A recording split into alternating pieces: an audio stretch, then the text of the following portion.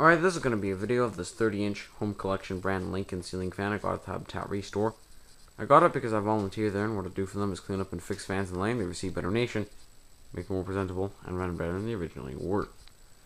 Now, this particular fan was exclusively sold at a local store called Canadian Tire, which is basically an automotive / home improvement center.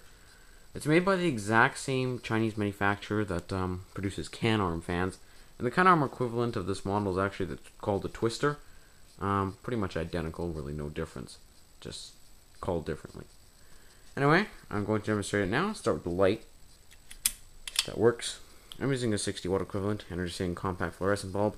Also, you may notice that the globe is kind of an interesting shape, and actually does remind me of a UFO, in a way. Alright, turn that off. I'm going to turn the fan on, and start with high speed. This probably goes RPM wise around 210, just judging by the piece of black tape I'll put on one of the blade brackets. And it is a pretty cheap little fan, but it does push a decent breeze, I guess. You can probably cool a mid-sized room with no problem, at least in the high setting. Yeah, because it's so cheap, it does have a very audible hum to it. You can probably hear. But yeah. Right?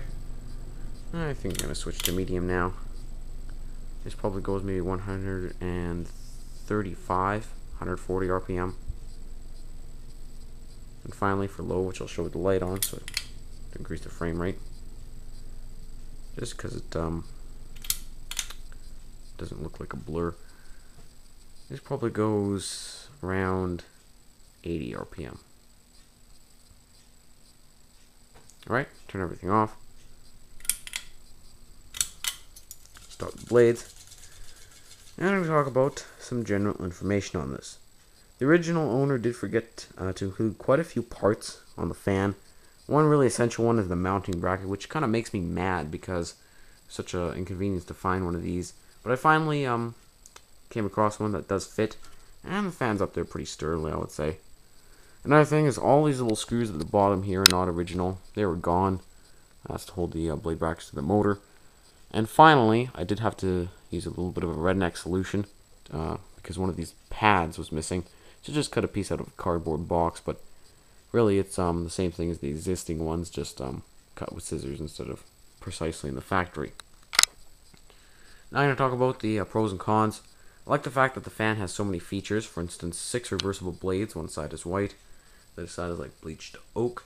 I don't like the bleached oak as much, plus it came with the white facing down, so that's what I'm going to stick with.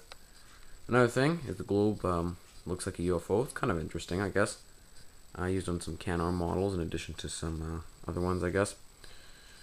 Also, the hugger design is good for ceilings 8 feet or less, and makes it pretty compact in general.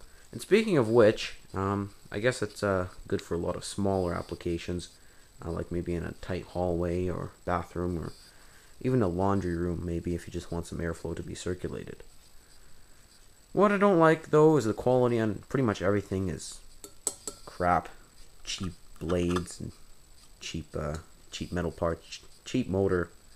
Well, I can't stop saying the word cheap because that pretty much describes this fan in a nutshell.